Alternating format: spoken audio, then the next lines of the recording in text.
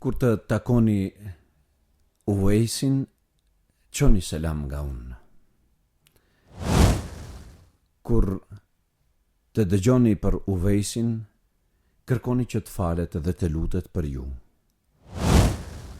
Kur të takoni Uvejsin, shihni në lëkurën e tij a ka një pjesë të zbardhur.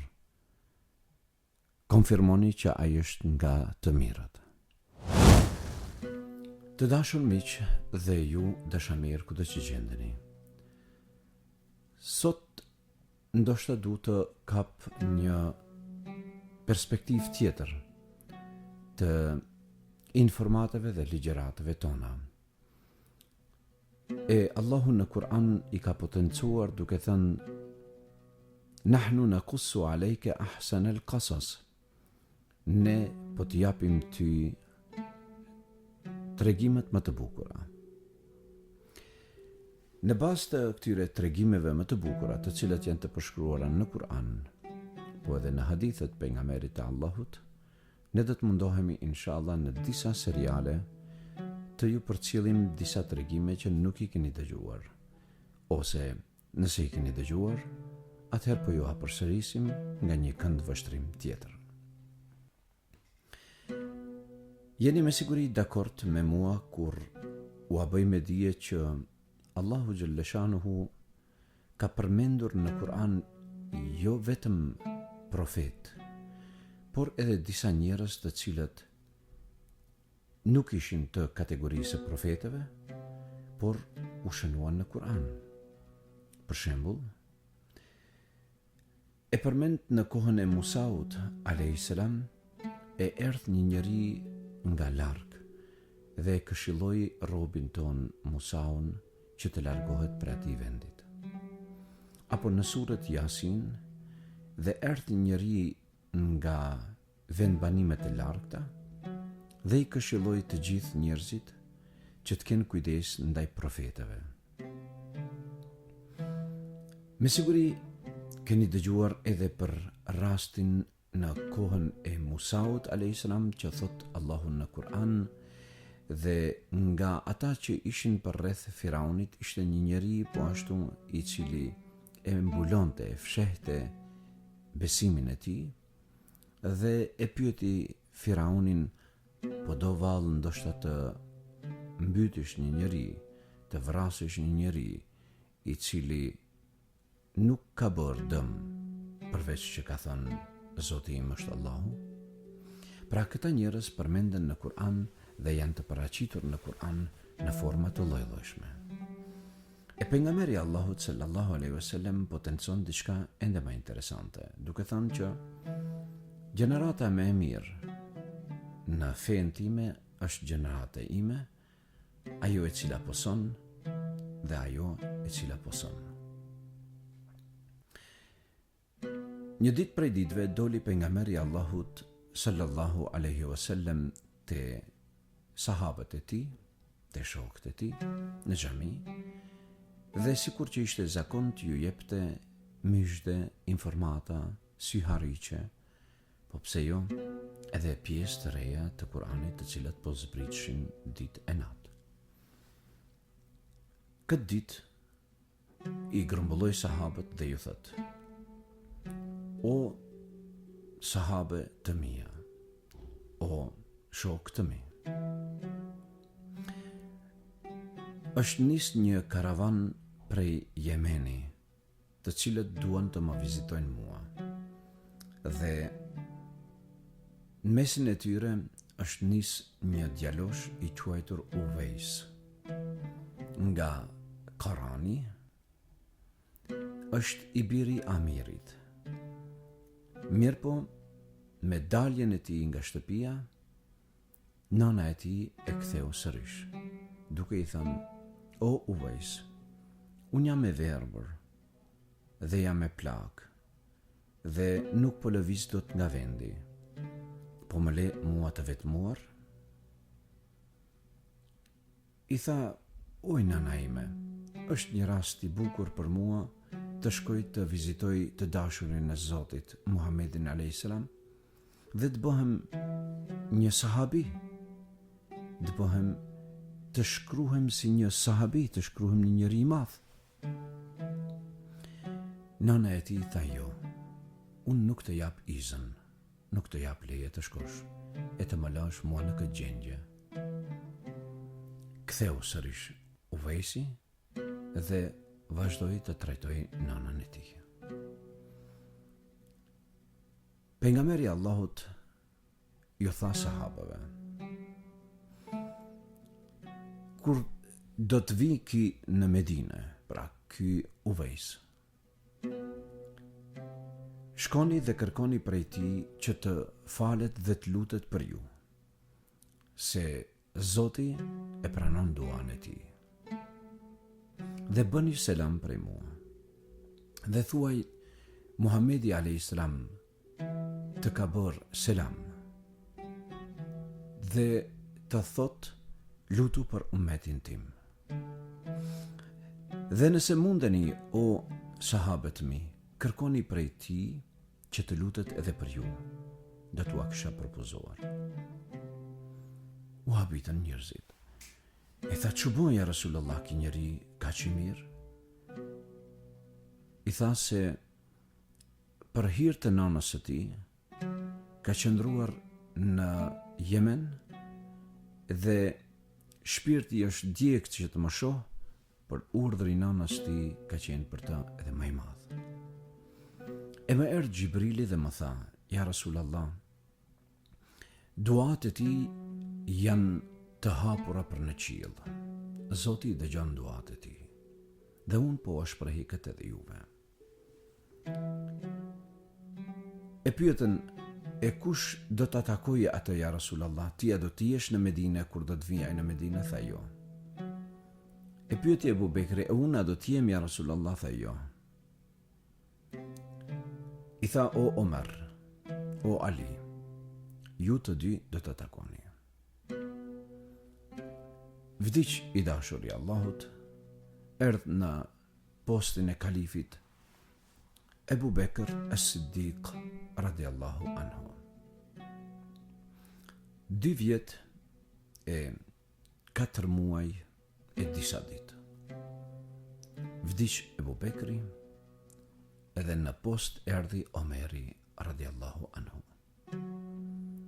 Hazreti Omeri, ditë për dite, në moment për momenti, kur kalonte në Medinën dikush nga Jemeni, e pyette, a mos e njihni Uwejs ibn Amir el-Qaranin? Jo. Dhe kështu që shkonte te delegacionet e haxhit që vinin nga Jemeni. Dhe i pyeste, çdo vit, o njerëz, a ka këtu prej Jemeni? O njerëz, a ka këtu prej Nejdi? O njerëz, a ka këtu? Dhe kështu me radhë, dhe kështu me radhë. Në njërën prej grupeve tjera e merr me vete Imam Aliun radiallahu anhu dhe hipin mbi kodrën Kubajs në Mekë. Dhe thirr, o haxhiler, ka dikush këtu nga Nejdi? I than po, ne jemi. O haxhiler, ka dikush këtu nga Jemeni? U paraqitën delegacioni Jemenit, po ne jemi. A e njeh dikush për juve një djalosh që ka emrin Esmer, që ka emrin Uwejs ibn Amir? I than, po me ne është. Subhanallah, ku është? Ja, o emiri muslimanëve, mos je gabim diçka, për shkak se ai djaloshi Uwejs, ai është, më falë në shprehje, por pjesa më e fundit e shoqërisë në Yemen. Ai nuk përzihet me njerëzit. Nëse njerëzit qeshin, ai qan. Nëse njerëzit kanë fest, ai tërhiqet në i vetmuar. Pra, nuk është ai kategoria yte, nuk di pse kërkon dhe pse po pyet për Uwejsin. Më thuani të lutem kush është Uwejsi dhe ku është ai. I than, nëse insiston, në hyrje të qytetit të Mekës nga ana e Arafatit, e kemi lërë devet tona që të kullosin dhe të qëndrojnë të pushojnë derisa të kryjmë ritualet e obligimeve tona. E Uwaisin e kemi paguar një pagesë të vogël që të kujdeset për devet tona. Me nxitim, Omar ibn al-Khattabi dhe Ali ibn Abi Talib radiallahu anhuma u nisën për të vendi i treguar. Afrohen aty, po shohen një djalosh esmer, i cili po luteshte dhe faleshte, dhe devet po bëjnë rrotull rreth tij, sikur njerëzit që i shifnin të qabja. Dhe po thuhen: "Assalamu alejke ya Uwais." Ai nuk përgjigjet. Ai vazhdon të falet. Në moment që përfundoi namazin e tij, e ktheu kryen: "Wa aleikum assalamu wa rahmetullahi wa barakatuh." Edhe për ju qoftë paqja, rahmeti i Zotit dhe bereqeti i tij. Më thuani, kush jeni ju që më jepni selamin? Imam Aliu ndërhyri. Tha, ky është emiri i muslimanëve, kalifi i muslimanëve, është Omar ibn al-Khattabi, e unë jam Aliu. U kthye Uwaisi ka këta të dy dhe tha: "Mirë se vin o kalif i drejti muslimanëve, dhe mirë se vin o baba i Hasanit dhe i Husejnit. Urdhroni dhe për çka më kërkoni?" I than: "A jeti Uwaisi?" Tha, "Po." I than: "Kush jeti?" Tha, "Unë jam një rob prej robërve të Zotit." Omeri i thot: "O njeriu i mirë, ne të gjithë jemi rob të Zotit. Më thuaj, si të ka emëruar nana?" I tha Uwais: "A je tha ti Uwais ibn Amiri, nga vendi i quajtur Qarn në Yemen?" Tha, "Po." "A je ti personi i cili ka pasur një smundje të rëndë në trupin e tij dhe në lëkurën e tij, dhe Allah të ka shëruar?" Tha, "Po." "A bën të shohim pjesën e mbetur nga njolla e smundjes, që ishte sikur një dinar?" I tregoi. E kuptuan. Dhe than: "O Uwais, pejgamberi Allahut të bën selam, dhe të thot, lutu për ummetin e tij." Uwaisi ju përgjigjet: "E ku është tesha e pejgamberit? Ai ju ka dhënë juve një lloj teshe që të ma dorëzoni?" Filluan buzëqeshën.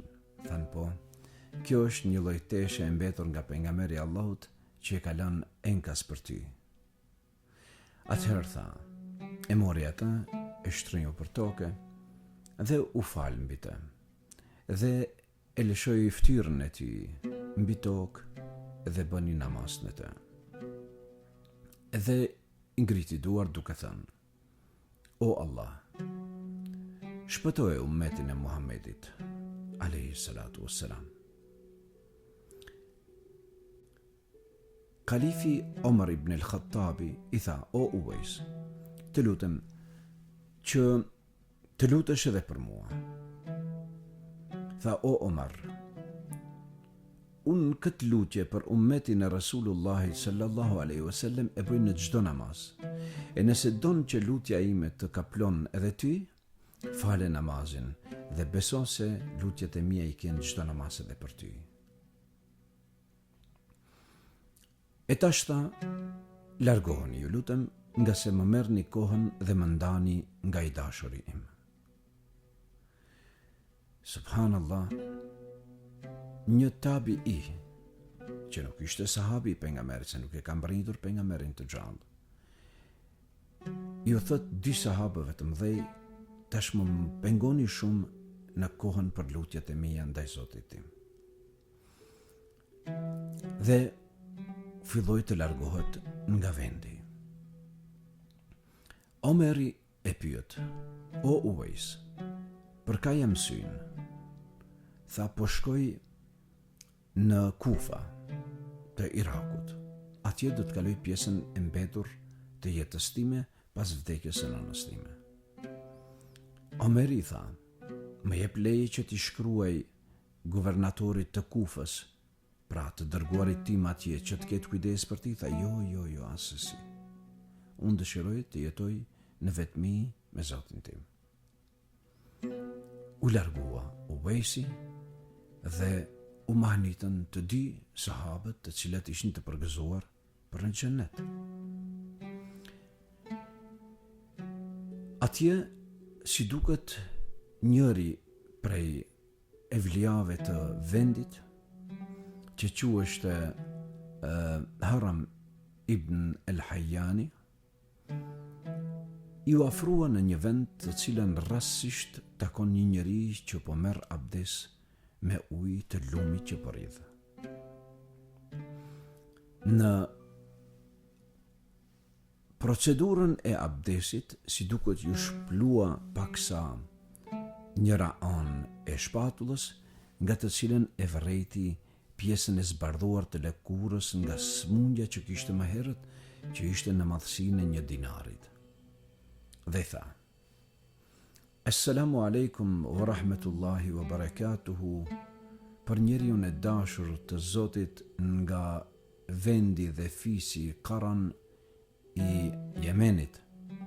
Assalamu alejke për ty, o Uwais." E ktheu kryen dhe ju përgjigj: "Wa alejkumus salam wa rahmetullahi wa barakatuh. Ti je Ibn Hajjani apo jo?" U hapit: "E nga e dish këte?" Tha: "Unë e di këte nga i njëjti burim nga të cilën i dish edhe ti të dhanat e mia.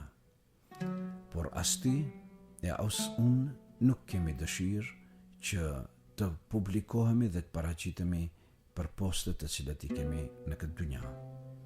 Pra, largohu nga unë, shife jetën tënde, që të largohem edhe unë të adhuroj Zotin tim."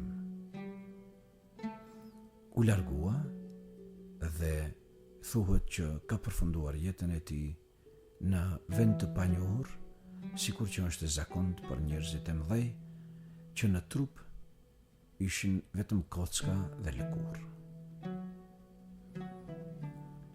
Miq të dashur, madhësia e njerëzve nuk tregohet në volume të trupit, por në madhësinë e shpirtit. Juve dëshiroj një mirësi, jetë të këndshme dhe kualitet të imanit në shpirtin tuaj. Dhe miru takofshim në tregime tjera të radhës. Assalamu alaikum wa rahmetullah.